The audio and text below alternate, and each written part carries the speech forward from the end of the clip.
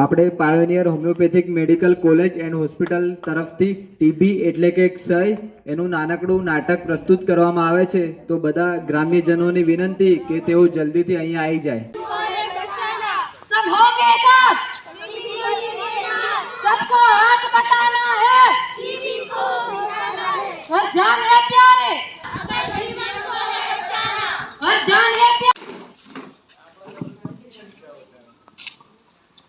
Hello, નમસ્કાર. અમે pioneer homeopathic medical college and હોસ્પિટલમાંથી આવ્યા છીએ. તમે બધા જાણતા જ હશો કે આપણા પ્રધાનમંત્રી શ્રી નરેન્દ્ર મોદીજી દ્વારા આરોગ્યને લગતી ઘણી બધી યોજનાઓ અને ઘણા બધા કેમ્પેઇન શરૂ કરવામાં આવ્યા છે.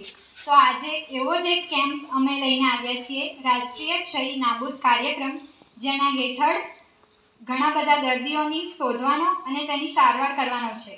તો આ 100 દિવસની ઝુંબેશ એ એક મિશન છે ટીબીના દર્દીઓનો ચેપનો ફેલાવો થતો અટકાવવાનો, જેથી ગામડાઓ અને શહેરો વહેલામાં વહેલી તકે ટીબી મુક્ત બને. સો જન જન કા રખે ધ્યાન, ટીબી મુક્ત ભારત અભિયાન.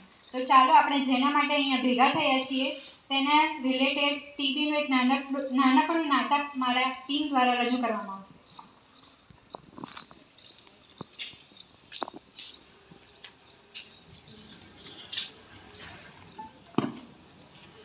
આજે આપણે એક નાટકના સ્વરૂપમાં જોઈએ કે ક્ષય એટલે કે ટીબી કયા કયા કારણોથી ફેલાઈ શકે છે, એના લક્ષણો શું છે, તેનું નિદાન કઈ રીતે કરી શકાય છે અને તેને ફેલતા કઈ રીતે રોકી શકાય છે. ચલો આપણે સંજયના જીવનમાં એક નજર ફેરવીએ. સંજય 10મા ધોરણમાં ભણતો એક છોકરો છે કે જેણે હમણાં જ બોર્ડની પરીક્ષા આપી છે અને હાલ તેનું વેકેશન ચાલે છે.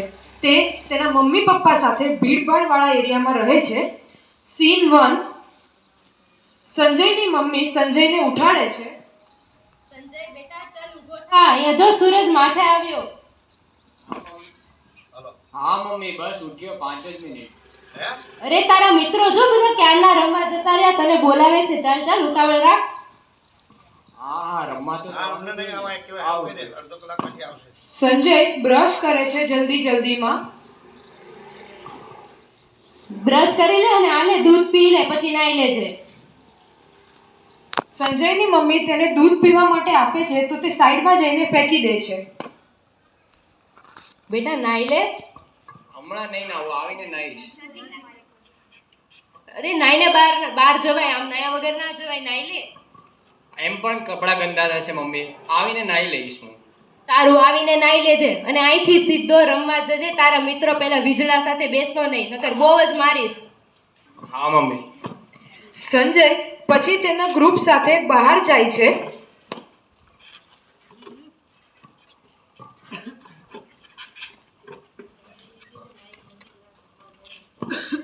તે ઘરથી થોડુંક આગળ જઈને તેના મિત્રોને કહે છે કે અરે ભાઈ સાંભળ ને, હું થોડી વારમાં આવું, તમે રમવાનું ચાલુ કરો.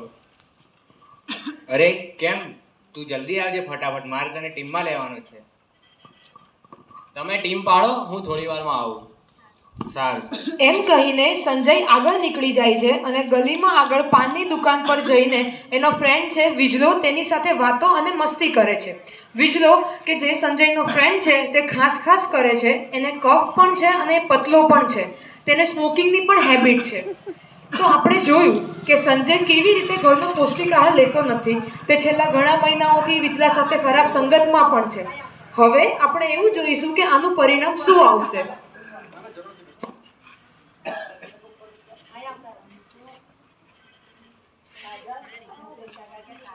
સીન 2. સંજય એની સ્કૂલમાં જવાનું ચાલુ કરે છે.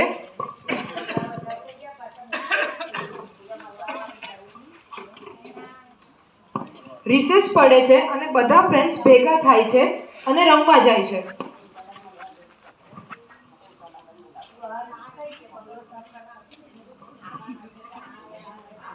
શું રમવું છે આજે?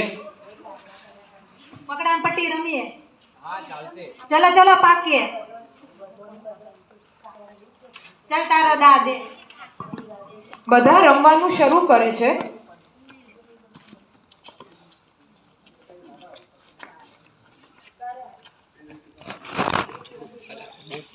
સંજય થોડી જ વારમાં હાંફી જાય છે અને થાકી જાય છે. તે ફરીવાર પ્રયત્ન કરે છે પણ તેનાથી દોડાતું જ નથી. તમે રમો, મારે નહીં રમવું, થાકી ગયો હું તો. અરે કેમ આટલી જલ્દી થાકી ગયો? ચલ ચલ, એક થઈ જાય ફટાફટ. ના ના, થાક લાગતો છે યાર. નહીં, તમે રમો. ચાલ ને ઘડીક રમીએ. ચાલ ચાલ ના ના, હવે ટિફિન ખાઈ લઈએ આપણે. ચાલો આપણે બધા જમી લઈએ. 20-30 મિનિટ રમ્યા બાદ બધા સાથે જમવા બેસે છે. પણ સંજય પોતાનું ટિફિન તેના ફ્રેન્ડ્સને આપી દે છે. આ લો, મારું ટિફિન તમે ખાઈ લો, મારે નહીં ખાવું. અરે થોડુંક તો ખાઈ લે. ના ના, મારે નહીં ખાવું, તમે ખાઈ લો. અરે કેમ તું દર ફેર તારું ટિફિન અમને આપી જાય? તું કઈ ખાતો કેમ નથી? આ પડીકા બને આપો, તમે મારું ખાવાનું ખાઓ.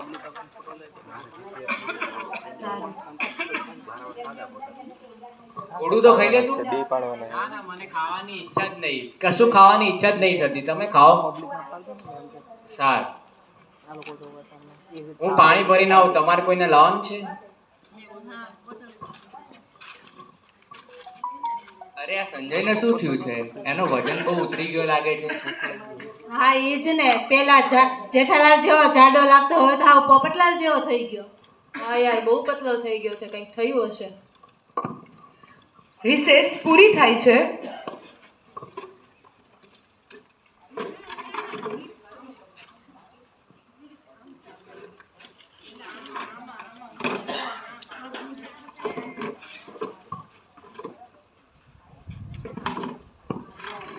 તે લોકો પોતાના ક્લાસમાં પરત ફરે છે.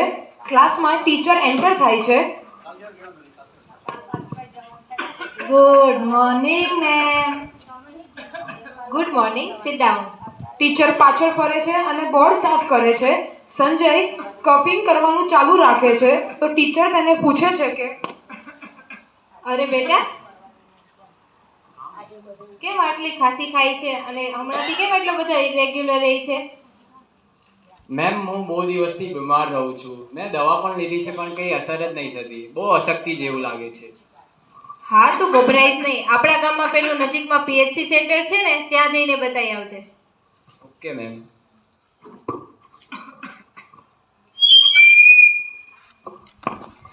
સીન 3.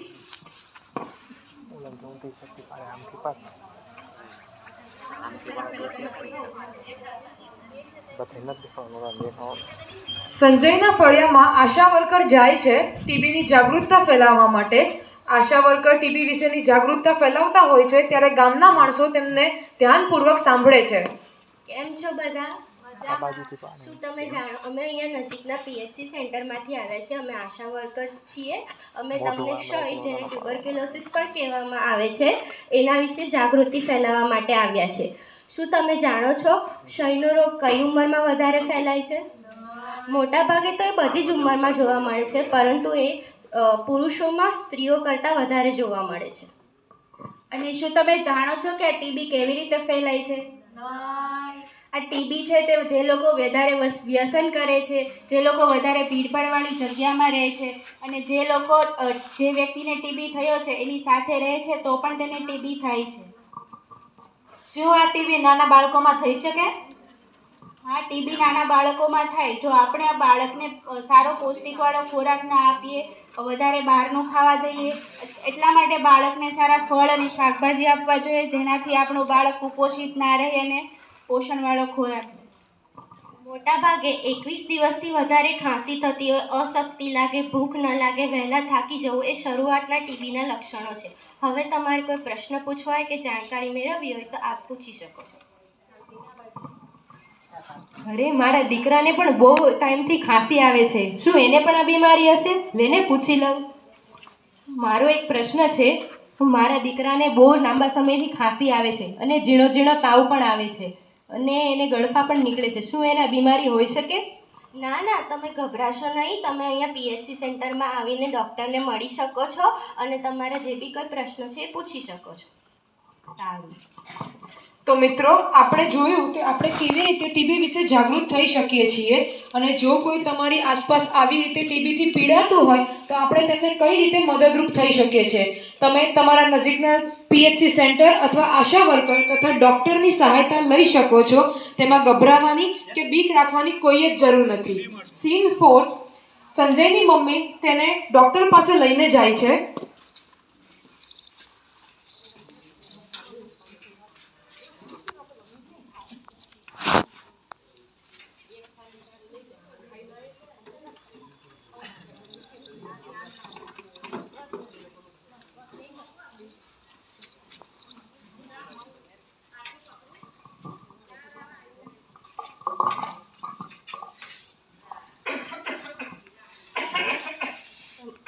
નામ, ઉંમર, કંઈ નહીં, તમે બધા ડૉક્ટરને બતાવી દો, પછી તમને જાણ મળશે. મમ્મી, મારે ડોક્ટર પાસે નહીં જવું. સંજય, કાંઈ ના થાય. ના ના, નહીં જવું.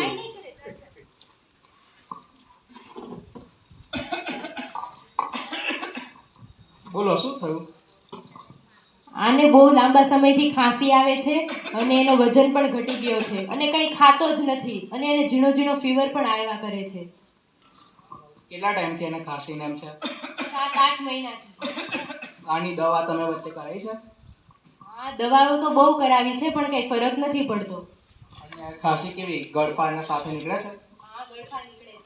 અને એનું વજન કઈ ઘટ્યું એવું તમે નોટિસ કર્યું છે? વજન તો બહુ જ ઘટી ગયું છે. વજન ઘટી ગયું છે. એક અહીંયા જ બેટા, જોઈ લઈએ.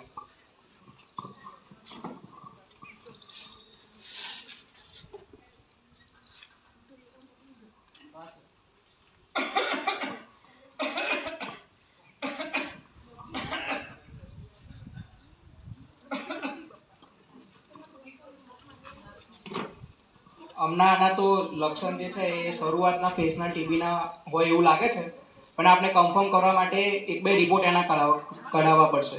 તો એના માટે ગળફાનો રિપોર્ટ કરાવવાનો આવે છે. તો એ તમે અત્યારે કરાવી લો, પછી જ્યારે રિપોર્ટ પાછો આવે ત્યારે આપણે આગળની વાત કરશું.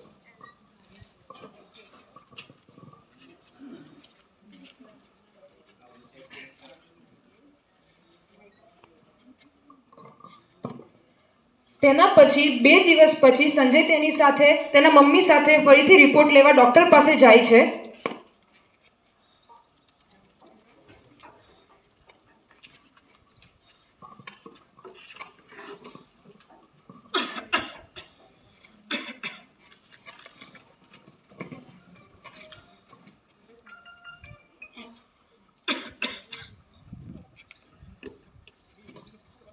આ રિપોર્ટ તો એના પોઝિટિવ બતાવે છે ટીબી માટે. કંઈ વાંધો નહીં, આમાં ગભરાવાની કોઈ જરૂર નથી. આના માટે ડોટ્સ કરીને એક કાર્યક્રમ ચાલે છે સરકાર તરફથી. એમાં જે આની 6 મહિનાની જે ટ્રીટમેન્ટ, જે બધી દવાઓ છે સરકાર દ્વારા વિનામૂલ્યે એને પ્રોવાઈડ કરવામાં આવશે. પણ આમાં તમારે ખાસ ધ્યાન રાખવાનું છે કે જે દવાનો કન્ટિન્યુઅસ 6 મહિનાનો કોર્સ હોય છે, એ જે કોર્સ છે તમારે એક પણ દિવસ છોડ્યા વગર સદંતર તમારે 6 મહિના લેવો પડશે. અને એની એ પણ તમને ઇઝી પડે એના માટે એક ડોટ્સ કાર્યકર્તા હશે, એ તમને એક આઈડી પત્રક આપશે અને એમાં તમે ડોટ્સ કાર્યકર્તાની નિરીક્ષણમાં જ તમારે દવાઓ લેવાની હશે. તમે જેમ જેમ એક દિવસે દવાઓ લેશો એમ એમ તમારા પત્રકની અંદર ટીક થતું જશે અને કન્ટિન્યુઅસ મોનિટરિંગ રહેશે, જેનાથી ખબર પડશે કે કોઈ તમારો ડોઝ છૂટ્યો તો નથી, એટલે તમને પણ એમાં આસાની થશે. અને બીજું એ કે પ્રધાનમંત્રી ટીબી મુક્ત ભારત યોજના કરીને એક છે, જેના હેઠળ તમને દર મહિને જે પેશન્ટ છે એની દેખભાળ માટે 500 થી 1000 રૂપિયા તમારા અકાઉન્ટમાં આવશે, જે તમે એના સારા માટે યુઝ કરી શકો છો. તો એનાથી ગભરાવાની જરૂર નથી, પણ જે કોર્સ છે એ તમે પૂરો કરી લેજો અને એનો આહાર, પૌષ્ટિક આહાર એવો ઘરનું સારું જમે એ બધાનું ધ્યાન રાખો. એને ગભરાવાની જરૂર નથી, કોર્સ પતાવેલો એને મટી જશે.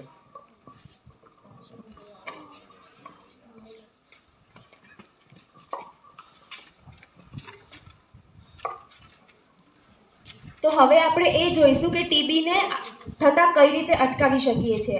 એમાં સૌથી પહેલું છે BCG વેક્સિન. બાળક જન્મે ત્યારે એને 24 કલાકની અંદર BCGની વેક્સિન આપવામાં આવે છે. જો બાળક 9 મહિનાની પહેલાં જન્મે, 6-7મા મહિને જન્મે, તો એને જન્મના 2-3 મહિનાની અંદર જ વેક્સિન આપવામાં આવે છે. બીજું છે ટીબીની ટ્રીટમેન્ટ અને કઈ રીતે ફેલાય છે અને એ. તો એમાં એના લક્ષણો છે ખાંસી, ઝીણો ઝીણો તાવ રહેવો, વીકનેસ રહેવી ને એ બધું. અને એની માટે આપણે નિદાન શું કરી શકીએ? તો ચેસ્ટ એક્સરે છે, સીટી સ્કેન છે અને ગળફાનું પરીક્ષણ છે. અને એની માટે આપણે ઉપચાર શું કરી શકીએ? તો એન્ટીમાઇક્રોબિયલ ડ્રગ્સ છે અને જે ટીબીનું ટ્રીટમેન્ટનો કોર્સ છે એ પૂર્ણ કરવામાં આવે છે. જો એ આપણે પૂર્ણ ન કરીએ તો એનાથી ટીબી ફરીથી થવાના ચાન્સીસ વધી જતા હોય છે. બીજું છે ગળફાને જ્યાં ત્યાં થૂંકવાનું નહીં. એ જ્યાં ત્યાં થૂંકવાથી બીજાને પણ ચેપ લાગી શકે છે. અને ટીબીના પેશન્ટને ખાંસી આવતી હોય છે તો એ ખાંસી માટે માસ્ક પહેરી રાખવાનું, જેનાથી બીજાને ચેપ ન લાગે. અને હવે આપણે જોઈશું કે ટીબીની મિથ્યા શું છે અને સત્ય શું છે. મિથ્યા એ છે કે ટીબી હાથ મેળવવાથી ફેલાતું હોય છે, પરંતુ એવું નથી. ટીબી હવા દ્વારા ફેલાતું હોય છે. બીજું છે ટીબીનું નિદાન અને ઉપચાર મોંઘું હોય છે, પરંતુ એ નિઃશુલ્ક પણ થઈ જતું હોય છે. અને બીજું એ છે કે ખાંસી એટલે એ ટીબી નથી, પરંતુ ખાંસી એ એક ગંભીર લક્ષણ છે જેને આપણે તપાસ કરાવવાનું રહેતું હોય છે. Thank you.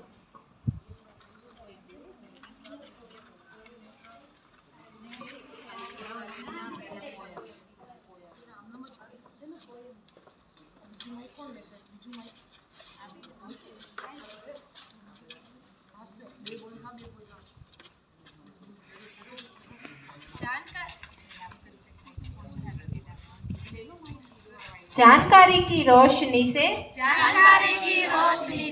टीबी के डर को मिटाएंगे, सतर्कता की ताकत से टीबी के भेदभाव को खत्म करेंगे, पूर्ण समर्पण की भावना से हम भारत को टीबी मुक्त बनाने में अपना पूरा योगदान देंगे. टीबी हारेगा, देश जीतेगा. Thank you. वेलकम. ના લેતા ખાંસી થાય 1 મહિનાથી વધારે હોય તો ચોક્કસ એક્સરે ટેસ્ટ કરવો જોઈએ, ખાંસીની ગળફાની તપાસ કરવી જોઈએ અને જે નિદાનમાં હોય એ પ્રમાણે ડૉક્ટરની સલાહ પ્રમાણે દવા લેવી જોઈએ.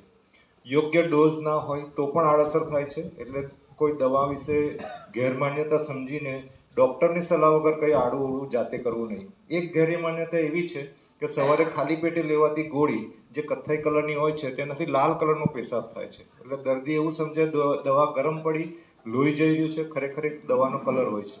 તો આવી ઝીણી ઝીણી બાબતોનું જો આપણને જ્ઞાન હોય તો આ કોમ્પ્લિકેટેડ સારવારમાંથી આપણે સરળ સારવાર બનાવી શકીએ છીએ. એમાં દર્દીના સગા એનો પણ સહકાર અગત્યનો છે, જાણકારી બી અગત્યની છે. તો જાણકારી આપવા માટે પાયોનિયર હોમિયોપેથિક મેડિકલ કોલેજના ફાઇનલ યરના વિદ્યાર્થીઓ જે નાનું નાટક પ્રસ્તુત કર્યું એના માટે એમને ખૂબ ખૂબ અભિનંદન. અને આવા પ્રયોગો કરતા રહેશો. અને તમારા PSM ડિપાર્ટમેન્ટ તરફથી અને અમારા NSS રાષ્ટ્રીય સેવા યોજના તરફથી તમને ખૂબ ખૂબ ધન્યવાદ. રાષ્ટ્રીય સેવા યોજના તરફથી જે કંઈ બી સરકાર દ્વારા જે કંઈ બી આપને સહાય અને પ્રોત્સાહન મળશે તે હું પ્રોગ્રામ ઓફિસર તરીકે તમને ખાતરી આપું છું.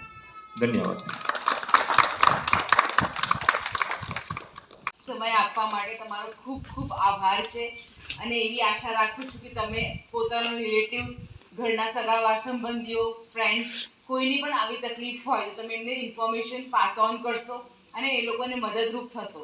અને હું આભાર માનું છું સરનો અને બધા સ્ટુડન્ટ્સનું કે એમને ઓછા સમયમાં આટલો સારો નાટક પ્રસ્તુત કર્યો. અને છેલ્લો તમારો ખૂબ ખૂબ આભાર છે કે તમે તમારું પોતાનું કિંમતી સમય કાઢીને અહીં આવ્યા. Thank you.